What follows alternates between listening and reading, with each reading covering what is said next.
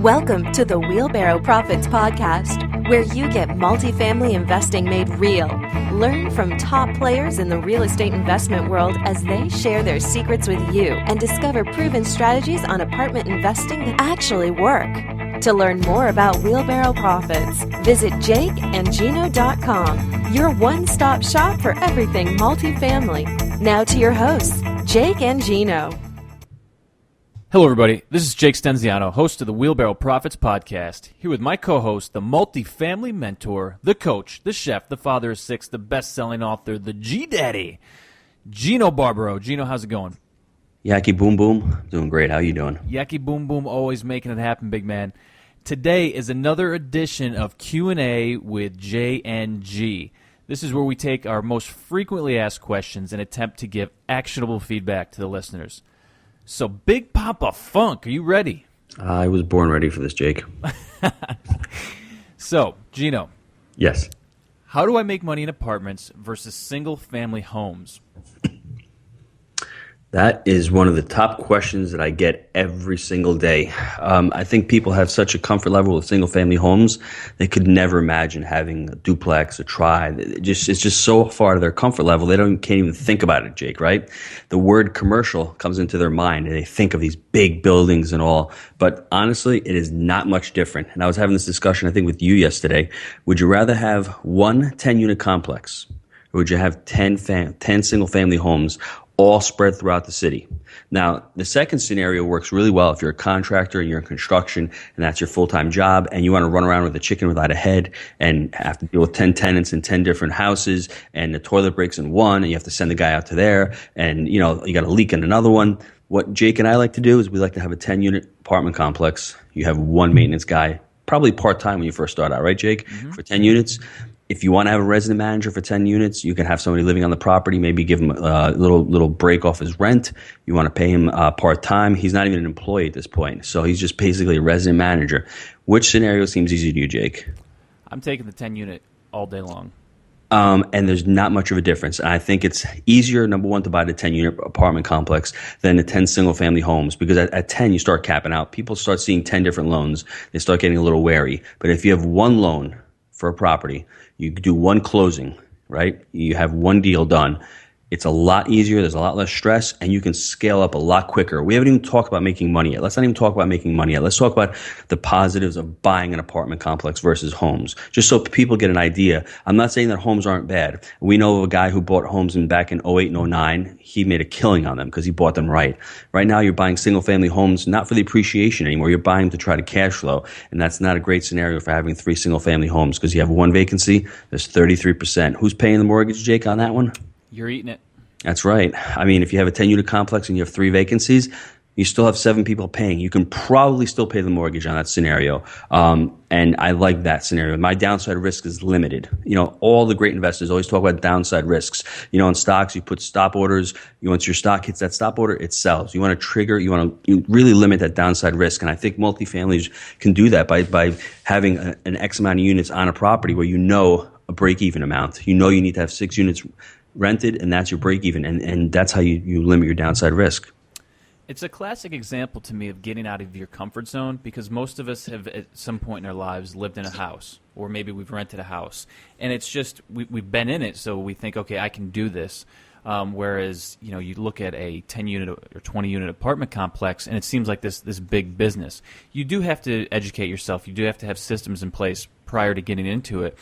But I really do believe it's easier to manage that 10-unit complex than it is managing 10 units all across town. It's going to be easier on your maintenance staff than versus them going to one complex versus having to drive to 10 different complexes every time something goes wrong. And it's just like Gino said, you're probably going to have one roof versus 10, one lawn versus 10. Think about that. If you have to pay a lawn care guy to go to 10 different complexes, you're probably paying at least 5 times what you would, if not 10, to mow the lawn of the one 10-unit. And then we haven't even got into entity creation. Are you going to have 10 LLCs? Are you going to have to pay the LLC fee every year on 10? So if that's $300, that's $3,000 versus $300. It's just the expenses that go into maintaining 10 different businesses essentially versus one. And you touched on a good point. Even if you want to have two houses in each entity, so you have 5 entities, you're going to need bookkeeping services for 5 different entities as opposed to one different entity. And that, people overlook that. That is a lot of work to do. And you know what? Entity creation is crucial in this business. You're going to want to do it. And you talk about insurance.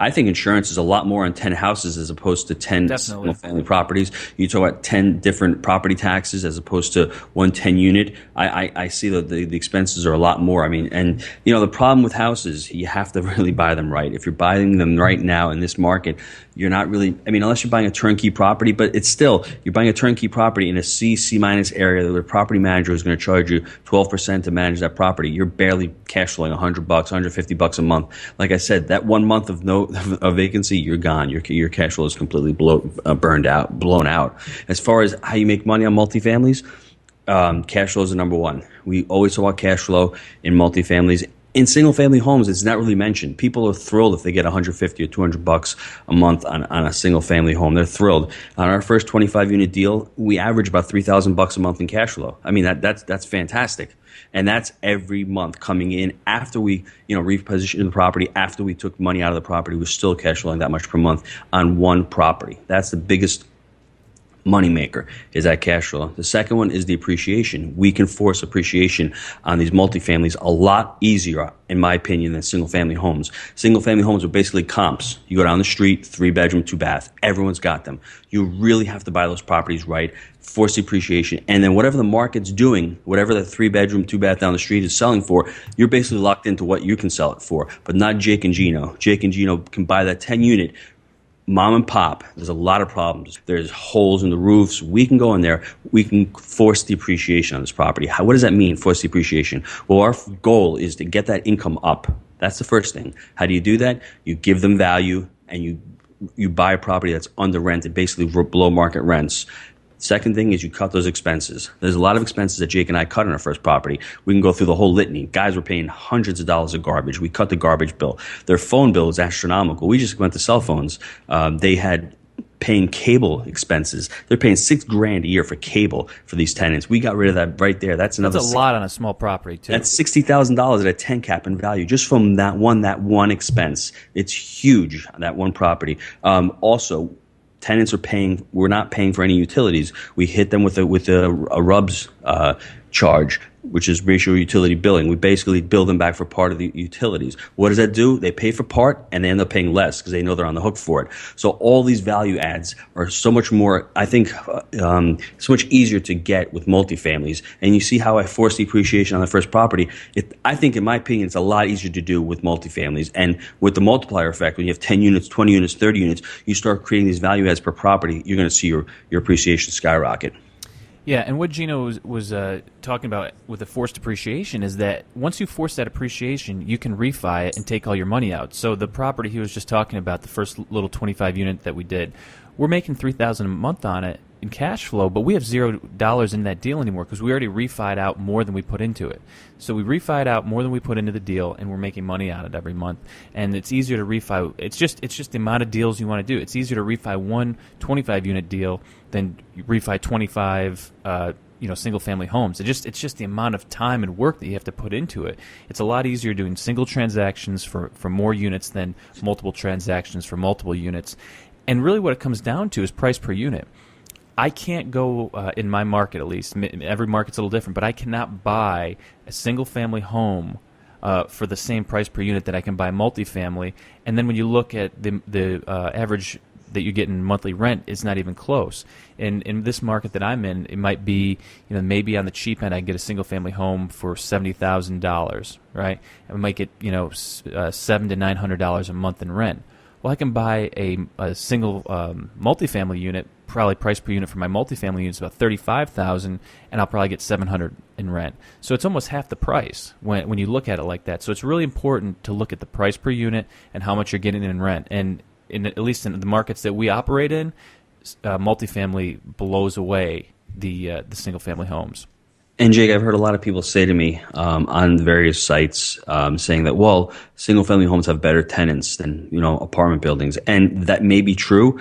But where we like to buy B and C properties. We screen all of our tenants. We have application fees. We know who's coming in to live to our properties. So Very important. I mean, our single family, they might be more families, they might be a little bit more stable, but in C properties, there's a lot of tenants that if you treat them like gold and you treat them like the tenants and the clients that you want them to be there, you're going to keep them. They're not going anywhere. They're not going to be able to buy a house. They're going to be renting for life, and you want them to rent from you. So you take care of those tenants. So I think that argument doesn't have as much strength as most people think it is. They think, oh, a house is great. You're going to have a neighborhood. You're going to have turnover just like you do in apartments because it's not their house. They're still renting it. I think, to be honest with you, if I have somebody renting a house, people who rent their house, the next step for them is to actually go buy a house. So the demographic for renting houses is middle-aged. So middle-aged people like Jake and I, we have families. The next step is for us to buy homes. People who rent our apartments tend to be millennials, younger, getting out of college, don't have families yet, or have maybe one child, or the older crowd, the baby boomers, 50s, 60s, who are transitioning out. So our demographic for multifamily is also favorable when we're renting. And I think that's somewhat of an excuse. And I said it's all about getting out of your comfort zone a little while ago. I think that people may be in single-family homes and just have a comfort level there, and that's okay because there's a million ways to make money in real estate. So if you're comfortable in single-family homes, great. We're just making the argument as to why we prefer multis. If you're in single-family and you're doing well with it, keep rocking. Nothing wrong with that. Tend to agree with that, but I would tell anybody who wants to get into multis, I would say if you're doing singles, really become really strong at that niche. I mean, like I say before, me and Jake, just like multis, we haven't really gone into others. Like we want to go into mobile homes, but mobile home parks is a different asset. That's another fantastic asset, another commercial. They call it commercial. That just cash flows like crazy, but we haven't really researched it as much, so we're not going to jump in with both feet. Same thing with people who are doing single families. It's a little bit different of an animal, as you can say, because different financing, different strategies. Not hard to learn. I mean, you can still learn it. So I would definitely do my education, learn about them, and then, try them. Try a duplex. I mean, if you're first starting out, Jake's advice that he never took, the best advice that he never took was, buy a duplex and live on one side. That would have been the greatest advice because he would have been able to deal with a tenant. He probably would have been living, I wouldn't say with no expenses, but I'm sure the mortgage would have been covered by the other tenants. So that would have been wonderful. I don't know if his wife would have liked that, but I know Jake would have liked that. And I would have loved it. I would have loved it too, but that's how you start. You start with a duplex or a triplex. You rent 1-2 units out and you live in the other one. And then from there, you start out. You see if you like it, if you like dealing with tenants, if you like dealing with, the real estate business. That's the best way to find out. And you know what, guys? If you don't like it, you can always sell the house. So, if you take a little loss, you take a little loss, but that's one of the best ways for you to start. That is a great test, no doubt. So, question number 2, how do I find deals? Yeah, I think the easiest way to find deals is relationships, because we have found, I would say, all of our deals based on relationships. We've scouted some out maybe online, but every time we've bought those deals, we've known the broker already. And I always say there's 5 brokers in most markets that do the bulk of the multifamily business. You have to get to know these folks. Give them your pitch book, take them out to lunch, get to know them on a first-name basis. And here's the key. You got to tell them what specifically you're looking for. All the brokers in Knoxville know that we buy mom-and-pop apartments. And we talk to them about what mom-and-pop apartments are. We're looking for family-run businesses, 150 units or more if possible, with deferred maintenance, high expenses, value adds. That's what we're looking for. We're looking for mom and pop apartments, and the brokers know that. So when they get a mom and pop deal, they come to us. And it took work in the front end. In the beginning, we didn't have any deals, so we were just networking with these folks, telling them what we wanted. And now I touch base with the bulk of the brokers in this market, every 60 days at least, regardless, just to reach out and say, hey, what do you got? What's going on? What do you see happening out there? What's coming online? And it gives you a pulse for your market as well. So I think number 1 most important is relationships. To add to that, call the brokers up and take them out to lunch. You want to create a relationship because this business is really relationship based. Start building a team. That first team member has got to be a great broker, and from there you start building your teams. Our first broker, we were able to build some type of construction team. We got into our second deal. We didn't have anyone to actually go out and estimate the repair work that we had to do. So our broker got us guys, which was great. He built our team for us. You have to take them out to lunch, and that's when you present them and say, listen, this is what I'm looking for. I mean, if you ever come across something like that, send it over to me. And you know what, guys? The first couple deals they're going to send over to you, they're going to be crap. Guarantee they're going to be crappy deals. The next question, we're going to teach you how to analyze those deals. Just say, thanks a lot. That's not what I'm looking for. I'm looking for this criteria, 10% cash on cash. This one only had a 3%. Let me show you my numbers. So that'll give you a lot of credibility because you know what you're talking about and you're being completely honest with them. Just thank them for the deal. Say, if anything else comes by, let me know. And one thing that I found really, really, I wouldn't say strange, but really different down here in the South, in the Southeast, a lot of these deals don't come online. They don't come on LoopNet. They don't come on CoStar, not on the MLS. A lot of the brokers hold them in-house and they have these massive buyers lists and they send them out to all their buyers. And that's how Jake and I acquired our last property. I made a great relationship with a broker from Nashville. Great company. He's got a massive buyers list and a lot of the sellers come to them. They list a property. They're called calls to offer. So if I'm looking online, I'm looking on LoopNet, I'm never going to find this deal. He just reached out to me and said, hey, guys, I got something in your area. It looks like something you guys would be interested in. And lo and behold, it was right in our wheelhouse. So we were very fortunate. And now he presented another 2 deals to us in the last 3 months. And you know what? They're a little too rich for our blood. They're a little too high. Our buy criteria is not being met. We have to buy right. And I think he respects us for that. We're not lowballing him because we show him our numbers. And he knows, I think, deep down that's what the properties are worth. But he's trying to get the best price for his seller. Unfortunately, that's nowhere near where we want, so we're not going to break that. But so by showing him our criteria and what we invest in, and we have to be beholden to our partnership and to our, if you're syndicating to your investors, you can't break that number that you want, that strike price as far as is set. We can't go above that, and he knows that. And we just keep it out there, and he knows we're going to close. He knows when we say yes and we figure on a price, we don't retrade unless there's something massively wrong with it. And then the seller, obviously, if there's a hole in the roof that we didn't see, that's a retradable offense, something you can go back and get credit on. But you do what you say and you say what you do with these brokers. And then once you start building your team, you start having guys cutting grass and you have contractors. Ask them for deals because they're always out in the market fixing properties, whatever. They might come across something. Your title insurance, your title company, your lawyer might have deals. You can talk to your accountant. There's so many team members that you guys are in constant contact with that you might find deals. Go on LinkedIn. LinkedIn's a great site to network with real estate brokers. Every now and again, they'll post properties that are coming online. Talk to mortgage brokers, talk to bankers, go to your banks. Banks, have, especially portfolio lenders. Sometimes you have a portfolio lender, a local bank that has property in their portfolio that they want to get rid of. That's another great way. But you got to make relationships with these banks. If you're giving them your demand deposits, they're more willing to do business with you because you're doing business with them. The other way to find brokers, too, because we said network with your top 5 brokers, look on your local area association of realtors page. Go to that website, see what brokers are listing the properties. You want to be going to the listing brokers. And then also get on LoopNet and see if those same brokers that are on the local area association of realtors are also the same brokers that are on LoopNet. And you'll see that there's really a small group that's probably listing the bulk of the properties. Get to know them all, and that's the way that you can really start to have deals brought to you in the beginning. So the next question was, what criteria should I use to buy? And I know Gino and I are very much in agreement on this, is that we buy for cash flow. On the front end, we're looking for cash-on-cash returns because once you buy for cash flow on the front end, everything else seems to fall in place. Gino, what say you? I always say this to you, Jake. It's not what you buy, it's what you pay. The first pillar of our framework is called buy right. If you don't buy right, you're going to be feeling the pain for years to come. Trust me. And if you're in an upcycle where we are right now, we're in what's called an expansion phase right now in a lot of the markets, you might be able to make a mistake and buy wrong. And if you don't hold on and you flip it, you'll be okay. But if you buy wrong during, let's say, the hypersupply or during a recession, you're going to be in big trouble and you're going to be holding on to that property for years. And hopefully you'll be able to at least pay the bills on the property.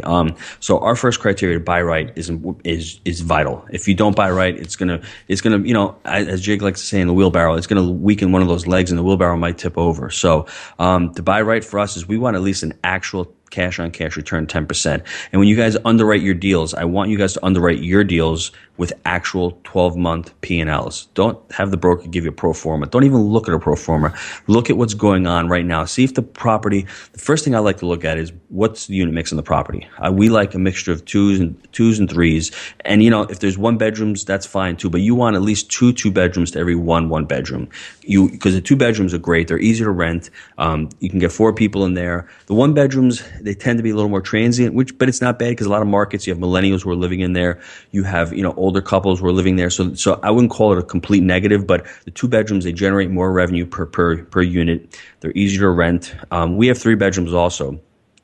3 bedrooms generate more revenue, but they're more management intensive because they tend to have 6 people, larger families, do a little bit more damage. But, it is what it is on the property. So you want to have a nice unit mix in the property.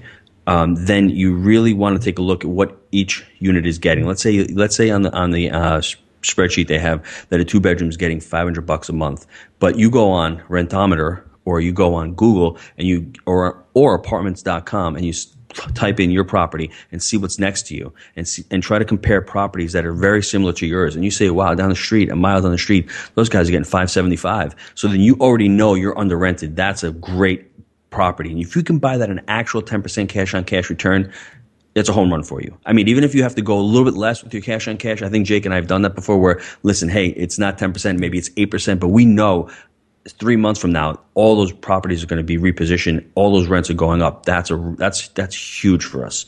So we like to buy an actuals, like to buy 10% cash on cash, and ask them for the last 12 months P&L. And I heard when I'm looking at a property a couple weeks ago over here, I was listening to one of the brokers, and he told me that the seller had to re-engineer his numbers. And I said to myself, what the hell does re-engineer mean? What does that mean? I mean that right there is mom and pop. Come on, man.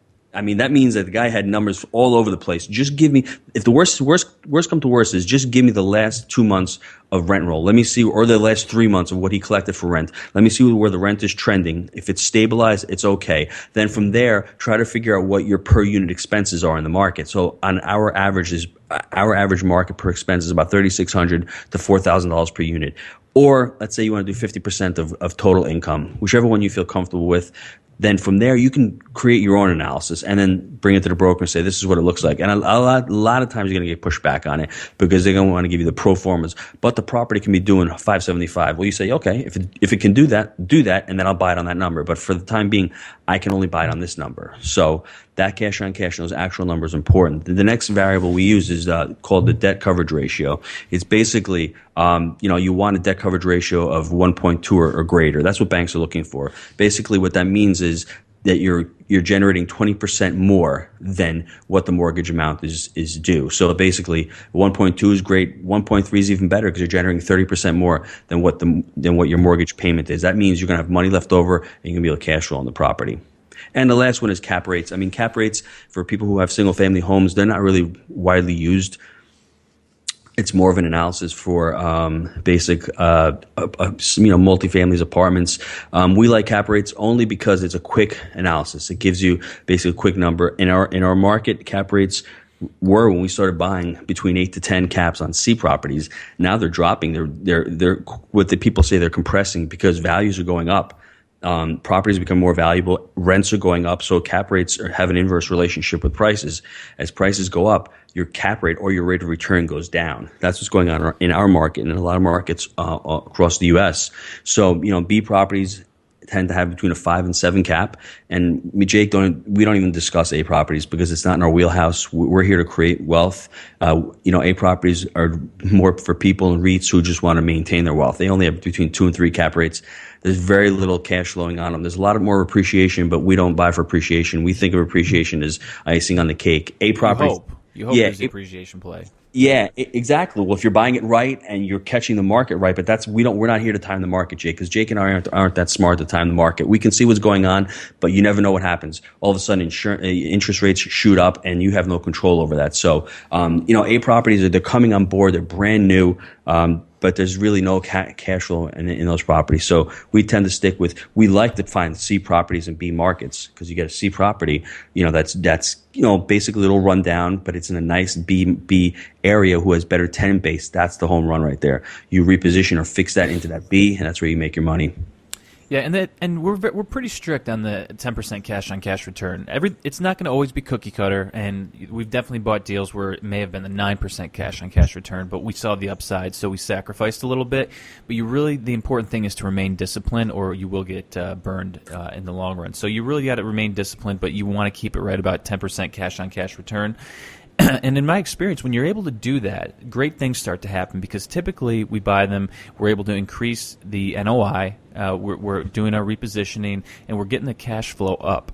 So then what happens is we're able to then, a year and a half, 2 years later, refi the property, take all of our investment out, and then the super icing on the cake is then at the end of the year, when it's time to do our taxes, we do a cost segregation study, and we are basically able to wipe out all of our income because we have this huge swell of depreciation coming.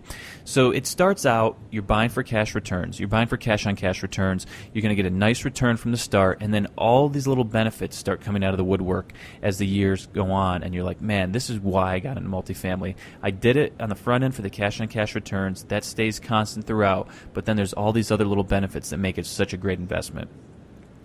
Let's segue into the next one. How do you research a market to find these deals? A lot of people, Jake, that I know live in California. I live in New York. You're like, I can't buy multis here. And you know what? You're probably right, because in New York, you can't buy multis. I mean, the per door cost up there is just astronomical. And then you compare it to the amount of rent they're getting, it's like, it doesn't make sense. And then you tack on property taxes, you tack on insurance, you tack on labor costs.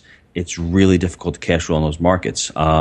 So the first thing you do is when you're looking for a market, you want to look for a market that's expanding. Our criteria is we want to have job growth of at least 2% for 2 consecutive years. You want jobs coming in to a market because that is the driver, that is the engine of greatness. That's how your market's going to start expanding. The more jobs come in, the greater it is. And it's funny because every white collar job created, you get the multiplier effect. You get between 2 and 5 blue collar jobs because that white collar job comes in. Who's going to service them? You need a dry cleaner, you need a pizzeria, you need a deli, you need all those services around that white collar. So once you start seeing jobs coming in, especially white collar jobs, that's going to be a great multiplier effect. And you have to know who your tenant base is. So we like the blue collar jobs moving in because that's who our tenant base is. Second one we look for is we look for household growth. The number of households growing is great because households are the ones who are renting. Population growth is great. But problem with population growth is that's just telling you the number of people coming in. Households are the actual people who are renting from you. So if you see household growth growing, that's a great number to focus on also. I'm going to give everybody the investment hack. If you're in the Southeast, I can't speak to other parts of the country, but if you're in the Southeast and you're wondering what kind of markets, what should I be next to? Gino's very sophisticated. He's talking job growth and Census Bureau and some stuff that's over my head. I keep it very simple. If the complex is within 3 miles of a Chick-fil-A and a Kroger, you're probably doing all right. And I keep it very simple because these big companies, they do very well. They know what's going on. They know where the types of populations they want to be around, the types of demographics. And it just so happens that a lot of our complexes that are within 3 miles of Chick-fil-A and Kroger do extremely well. So sometimes you can leave it up to the big boys to do the work, and you can just kind of follow the leader on those. So that's worked really well for us as well. Well, don't forget the Chipotle. I got Chipotle down here, and I don't know, man. I'm kind of getting nervous with those guys. It's kind of getting. I don't want to get too much into it, but they got some issues going on with Chipotle and the bacteria. So we'll leave it at that. But I would definitely say Panera. Panera is huge. Yeah, Panera. So you're looking for upper, higher level fast food. That's definitely a target. Even down here, Chick-fil-A is not fast food, man. That's fine dining. Okay.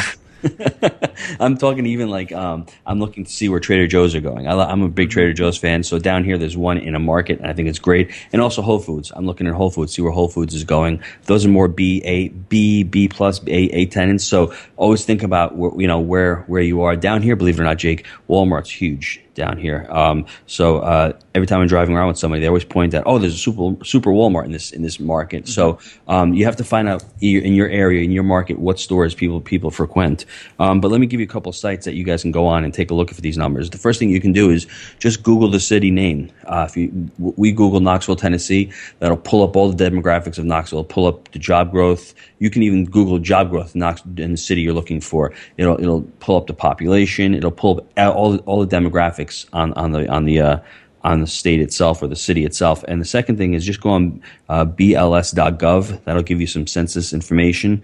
You can go onto the Census Bureau. Those are all areas that you can look up where numbers you can use. And another thing you can do is go to the town, go to the county department or the town department, see what's going on in the market. Right now, Jake and I, we noticed that in Nashville, Tennessee, from a broker who's actually starting to buy and sell stuff in Knoxville. So we asked him, what are you doing in Knoxville? And I had a quick conversation with him. He's telling me that there's 14,000 units coming on in Nashville. Now, the demand is great, but it's not that great. So you guys can figure out how many units are coming online in a specific city and see if the demand and supply are there. So that's a great gauge, great barometer to find out what's going on in your market. Find out from the town how many building permits are issued and how much construction is going on. If you see a lot of construction going on, there's something called an absorption rate. Can the city itself absorb all those units coming on? And if it can't, then you're going to see concessions coming into the market. It's going to be harder to rent. People are going to be dropping their rents. You want to stay out of a market like that. Yeah. Yep. What about due diligence, Gino? How do you perform thorough due diligence, and what are the 3 phases? Well, this was a tough one for us, Jake, in the beginning. We didn't know what the heck we were doing, but we did it, and we said to ourselves, first thing we did, which was smart, was we bought on actual numbers, which I don't even know how we did that because it was hard for us to get the numbers, but we made the numbers work for us, and the numbers worked. So the first part of due diligence is the financial. As we stated before, you do your financial due diligence first. Make sure the numbers work out. If they don't work out, throw away the deal. Do not go any farther. Don't waste any money. But while you're doing your financial due diligence, make sure that you contact an inspector, home inspector. Jake will give you the website. I think it's homeinspector.org, right, Jake? Homeinspector.org. Yep. And find that an inspector. And don't do your own inspections because you have a second party verification. If you're going to tell the owner or the seller, hey, I need to fix this appliance, he's not going to believe you. But if you've got a picture of it from an inspector, it's so much more credible, and you picture's worth 1,000 words. So you get the inspector, have him lined up. Once the numbers work out, make sure he goes out and he inspects every single unit. That's your physical due diligence. And while he's doing that, you go through your legal due diligence, which is the third one. Make sure there's no liens on the property. Make sure it has proper title. Make sure there's all the COs on the property. If you're buying a 10-unit apartment complex, make sure there's not 14 units. And he's giving you the income for 14 units because it's only legal for 10. But what's great about it is, let's say you have a 10-unit apartment complex and you're zoned for 12 units and there's only 10. You know that you can put an extra 2 units on there. That's a home run for you. Yeah, and just to throw some numbers out to everyone, we look for our financial, we're looking for a 10% cash-on-cash return, an 8% cap. Typically, if the cash-on-cash lines up, the 8% cap rate will follow. We pay about $20 per unit to do our inspections, and that's a thorough walkthrough with full pictures and everything, and a full report. It's key to shop very hard in the beginning and your inspectors, because you will get some crazy quotes. People see, commercial building, they'll go in very high. We've held on to the same inspector because he does a very thorough job, and he is really affordable, and he knows that he's going to continue getting business from us. So you really have to shop that hard in the beginning.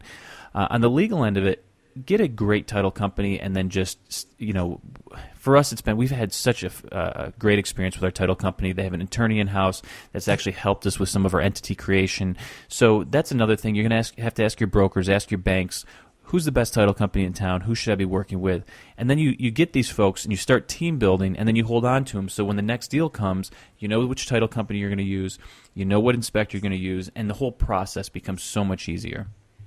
Now, when Jake said we got the inspector, the first price we got for our first property was like $4,000. $4 million, I felt like. It was $4,000. I'm like, dude, what's he inspecting? Is he inspecting the whole city? I mean, I was like, what the heck? So on an average house for an inspection, it's about $500. And it depends where you live, but I mean, $500 is probably top end for an inspection. I mean, a home inspection is not very difficult. It's one single unit. The problem is you want to find the home inspector who can do commercial, or who can do multifamilies. Now, Jake said $20 a door. Our last property was 156 units. So the guy, he got a little over $3,000 for doing the inspection, which is a great price for us. But for him, it's great also because it keeps him busy. He's done multiple. He might have spent half a week out there, but still, that's solid pay, right? Yeah, and he's going to keep getting the business from us. And he does a very thorough job. Does he miss stuff? I'm sure he does. 156 units, but he does go into every unit, which is vital.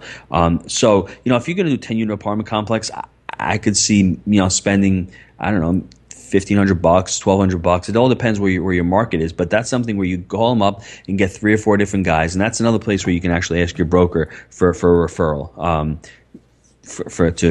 to inspect. Good place to start for sure. And the last that comes up, what is better, cash flow or appreciation? Gino, what do you say? Well, I mean, back in 06, 07, everyone thought appreciation was the the golden goose, and the words cash flow disappeared from the dictionary. Nobody knew what cash flow was. So I hate buying on the greater fools theory, because someone is stupider than somebody else. So you see what's going on in Manhattan right now, New York City. Stuff is selling for $1,000 a square foot, whatever it's going for crazy. There's no way you will ever cash flow with these properties. It's more of an appreciation play. If you want that, do the stock market, buy Apple stock, and just, if you make it a little dividend yield, which we consider cash flow, you're lucky, but you're playing an appreciation play. You don't need to buy real estate for that. You're not limiting your downside risk. You're actually, I think you're adding risk to yourself, because there's only one play there, and you're hoping that someone will buy it for more than you bought it. My answer to this question is both. If you follow our framework, we buy on actuals, we buy for cash flow, cash on cash returns on the front end, and then we are able to force appreciation through value plays, because there's things, there's upside value, higher rents, rubs, ads, etc. So we essentially are fortunate enough to get both, because we force the appreciation. We buy in cash flow, and the appreciation basically occurs through our repositioning process, so we're able to benefit on both, and to me the appreciation is the icing on the cake, and it enables us to refi. So I think that to me is a much better method. It may be harder, because you may have to really hunt for deals that actually work, and you're actually buying on actuals. Not going to be easy, but in the long run it's going to pay off. And Jake, that's what's going on in this market right now. Right now, you have fix and flippers. So people are fixing flipping properties, it's just a straight appreciation play. And the market is good right now. But once the market turns, they're going to be holding that last house, and they're going to be stuck.